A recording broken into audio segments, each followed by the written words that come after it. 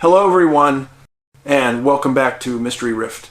I'm David Paulides, and today we're doing something a little different.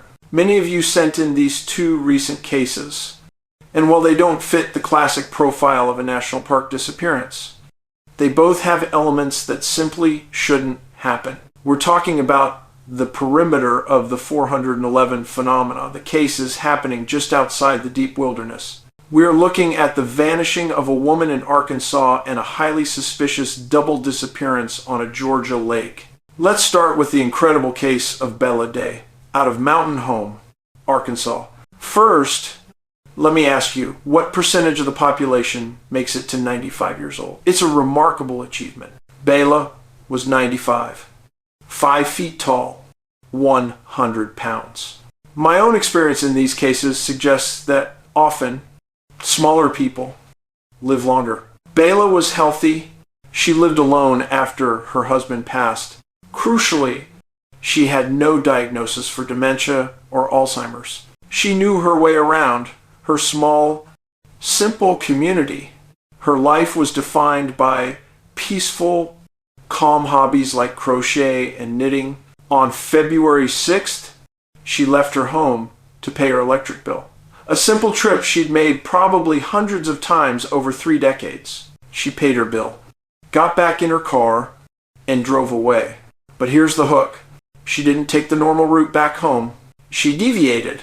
Instead of the familiar bypass, she took the straight highway route, an illogical decision for a creature of habit. What was the catalyst for this sudden, massive, and unexpected deviation? Something in her brain, perhaps an external impulse, made her choose a new, unknown path. Footage confirms Bella was driving alone, leaving Mountain Home.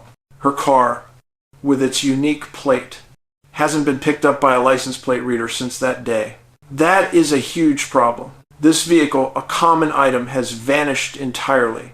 The car was reportedly last seen 74 miles away in Batesville, Arkansas. The family states emphatically she had no connections there whatsoever. This is rural, rugged country.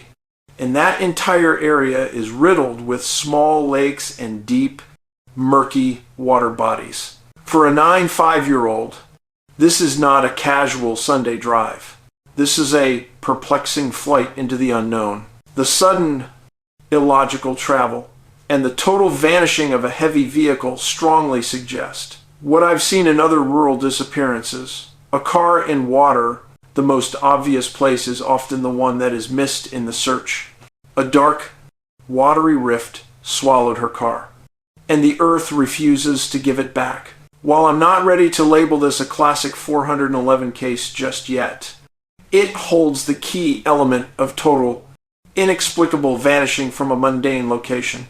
And remember the profile, people on both ends of the age spectrum are highly susceptible to these events, perhaps due to a unique energetic signature in their DNA. Now, the next case, this one is far more suspicious and complex. This is the case of Gary Jones and Jocelyn Wilson on Lake Oconee in Georgia. Both were highly respected academics, celebrating Gary's 50th birthday. They rented a small boat and took off at 3:30 inches the afternoon. Now, note the time, 3:30 p.m. Very close to the 411 window of 4:00 p.m. 2 hours later, their boat was found traveling in circles near the middle of the lake, empty. The motor was engaged. Inside, they found his wallet, life preservers, and a piece of Gary's birthday cake. Everything was left behind, suggesting they didn't leave voluntarily. Less than 24 hours later, searchers found Jocelyn's body. This is the first monumental abnormality. A body does not surface that quickly. The DNR theory that the boat hit something submerged and ejected them was immediately debunked. The sheriff confirmed no damage to the hull, no damage to the prop, no evidence it hit anything. The physical evidence simply does not support a boating accident. This suggests an external, sudden, and violent force. The search continued, and they found Gary's clean shoes floating near the shoreline, laces loose. Why would shoes float so perfectly near the shore? The Putnam County Sheriff called a press conference and stated he found the case highly suspicious. He turned it over to his homicide team. Why? What did the sheriff see that elevated this from a simple drowning to a suspicious crime? He refused to say what he had witnessed. This official secrecy is often a common thread in cases where conventional explanations have been exhausted, and law enforcement knows something odd happened. But here is the piece of the puzzle that screams an unknown influence. When Jocelyn's body was recovered, she had her phone clutched in her hand. A drowning person is fighting for air, using their hands for life.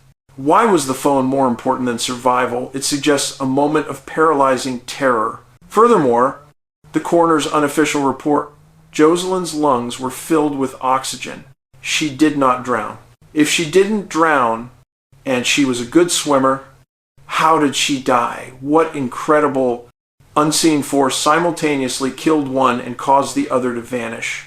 Consider this highly speculative possibility. The sheer sudden terror, perhaps, from a localized energy pulse, or a temporary dimensional rift tied to that 4:00 p.m. window, caused her body to seize. This non-water element, this unknown force, may have forced the air back into her lungs, causing a fatal medical event, while a terrorized Gary was instantly pulled below the surface. It sounds unbelievable. But how else do you explain a good swimmer dying with lungs full of air? An item clutched tight, and the complete vanishing of her partner, whose body, after weeks, has still refused to surface. Gary's body remains missing, breaking all established rules of decomposition and buoyancy in that lake. The water may just be a cover for an event we don't have a name for. The fact that the boat was moving when they vanished is highly significant. They were interrupted mid-journey. 2 cases. One, a 5-year-old taking an illogical journey and her vehicle being swallowed by the earth without a trace. The other, 2 highly educated people vanishing from a running boat on a lake, with evidence suggesting drowning wasn't the cause. These are the puzzles that stick in my craw.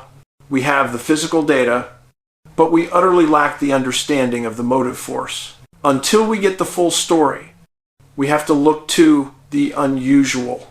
Keep sending those inquiries to our team. Even if the cases don't fit the classic national park profile, they help us map the geographical and temporal extent of this phenomenon. As always, stay safe out there. Be kind to one another. And I will see you all at the next rift